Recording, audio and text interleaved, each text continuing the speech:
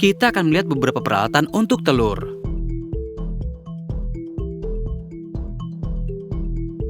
Apa yang harus kita mulai untuk awal? Kenapa kita tidak mencoba pengatur waktu untuk telur? Kita lihat apa yang bisa dia lakukan. Ini sangat pintar. Begini cara kerjanya. Ketika kamu merebus telur, masukkan pengatur waktu telurnya ke dalam air bersamaan dengan telurnya. Dan mulailah memanaskan airnya.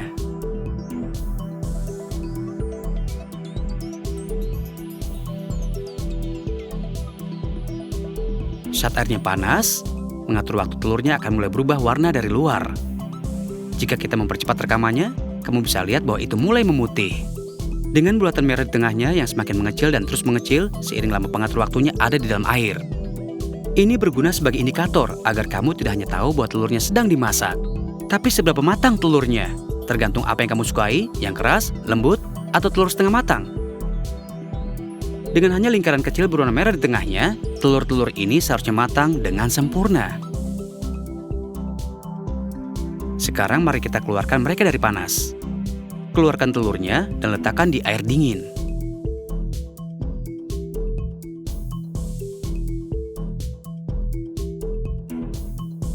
Lakukan perlahan, kita tidak ingin memecahkannya. Dan masukkan pengatur waktunya di situ juga. Sekarang kita biarkan mereka menjadi dingin dan beralih ke pemisah telur. Dapatkan beberapa telur mentah, tempatkan di pemisah telur, dan cukup tarik pegangannya. Pisaunya mendorong ke cangkang dan memisahkannya, dan membiarkan kuning telurnya jatuh dari cangkangnya. Sederhana bukan? Peralatan yang luar biasa. Sekarang kita coba ekstraktor telur.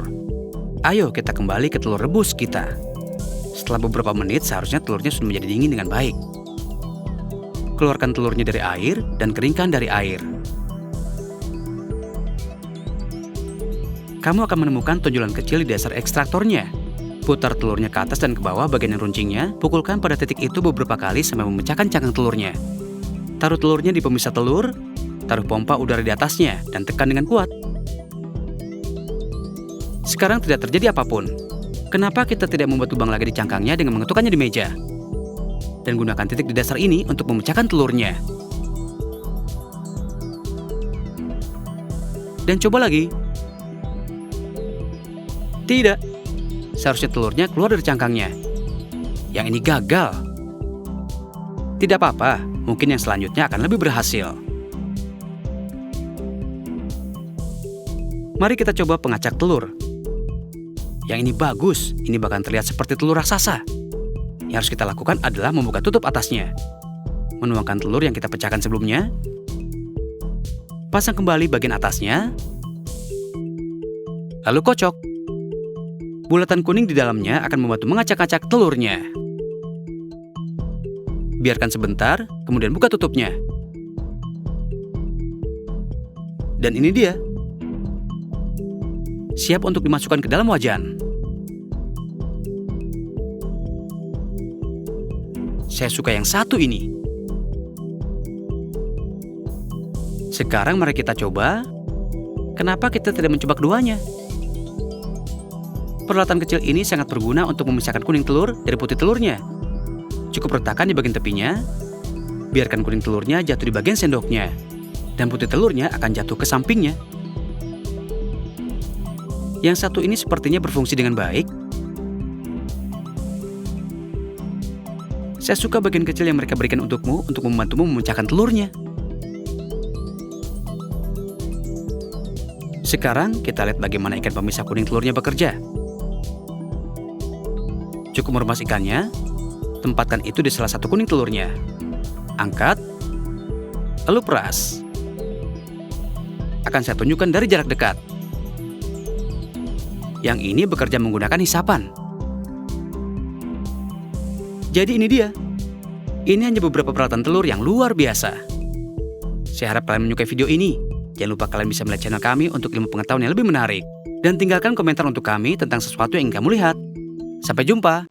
Hari ini saya akan menunjukkan bagaimana cara membuat telur yang memantul.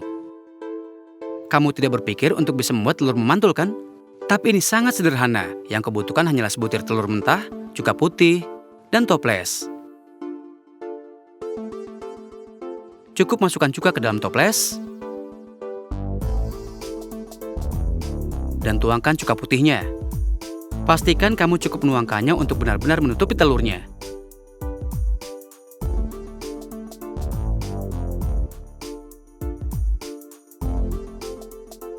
Langkah selanjutnya adalah meninggalkannya selama 24 jam. Tapi selama proses itu, kenapa tidak melihat telur yang berada di dalam toples? Kamu akan melihat gelembung yang terbentuk di sisi telurnya dan naik ke permukaan. Ini karena ada bahan kimia di dalam cuka yang secara perlahan melarutkan bahan kimia di dalam kulit telur. Setelah beberapa waktu, kamu akan melihat bagian dari kulit telurnya telah mengapung ke permukaan. Setelah 24 jam, keluarkan telurnya dari cuka. Dan gosok sedikit sisa kulit telur yang masih menempel secara hati-hati. Kalau kamu beruntung, seluruh kulit telurnya akan sudah larut. Yang tersisa untukmu hanyalah telur yang sangat lembut dan juga kenyal. Jika kamu menjatuhkan telurnya tidak terlalu tinggi, mungkin hanya beberapa sentimeter, kamu akan melihat telurnya memantul dan menggelinding persis seperti bola memantul. Ini karena meskipun kulit telurnya sudah hilang, membran dari dalam kulit telur masih menyatukan dan mengikat telurnya. Kamu akan lihat bahwa bolanya sebenarnya cukup kuat. Kamu bisa meremas telurnya, bisa memantulkan telurnya dan menggulingkannya. Tapi di dalamnya, kamu bisa melihat bahwa kuning telurnya masih melayang-layang.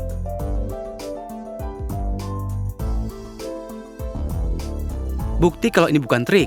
Jika kamu jatuhkan telurnya dari ketinggian, dia akan pecah.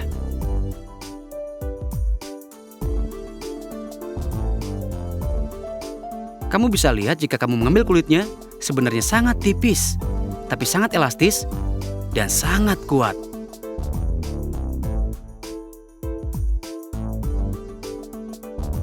Luar biasa, bukan? Jadi begitulah. Itulah cara untuk membuat telur memantulmu sendiri.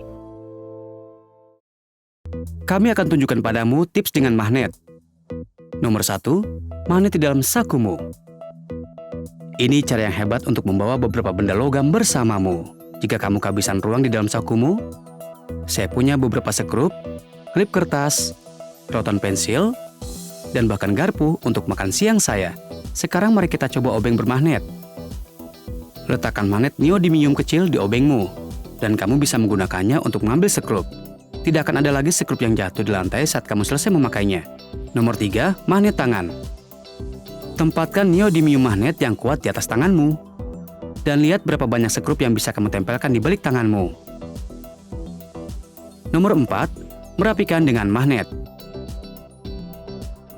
Cukup tempatkan magnet di bagian bawah kotak, ayunkan di atas meja, dan lihat berapa banyak sekrup yang bisa kamu ambil. Nomor 5, segel bungkus keripik. Jangan biarkan ada keripik yang terbuang sia-sia. Cukup lipat tepinya, dan tempatkan 2 magnet neodymium kedua sisinya. Ini membantu menjaganya tetap tertutup. Nomor 6, spons magnetik. Gunakan pisau Stanley untuk memasukkan magnet neodymium kecil ke dalam spons dapur. Dorong ke bagian bawah dengan kuat sehingga berada tepat di bawahnya. Lalu masukkan ke dalam toples dan uji dengan magnet lain. Dan begitulah, tidak perlu lagi mengaduk di bagian bawah toples. Nomor 7, magnet dibor. Ini adalah cara yang terbaik untuk menggunakan magnet. Cukup lem beberapa magnet di sekitar bagian luar bormu. Kamu bisa menggunakan lem panas seperti ini atau lem yang lebih kuat lagi. Kemudian sekrup yang akan kamu pakai cukup ditempelkan di sampingnya. Nomor 8, kawat magnetik kecil. Keluarkan perkawatnya dari pena, lalu lingkarkan di sekitar kabel tipis seperti charger ponsel ini.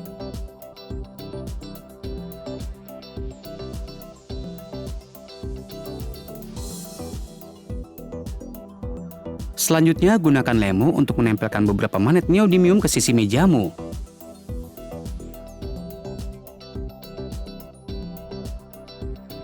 Dan kamu bisa menempelkan semua kabel charger ke sisi mejamu seperti ini. Nomor 9. Ikat pita. Gunakan lem pistolmu untuk menempelkan beberapa magnet neodymium kecil di ujung pita. Seperti ini. Lipat ujungnya dan biarkan lemnya mengering. Ulangi di sisi lainnya.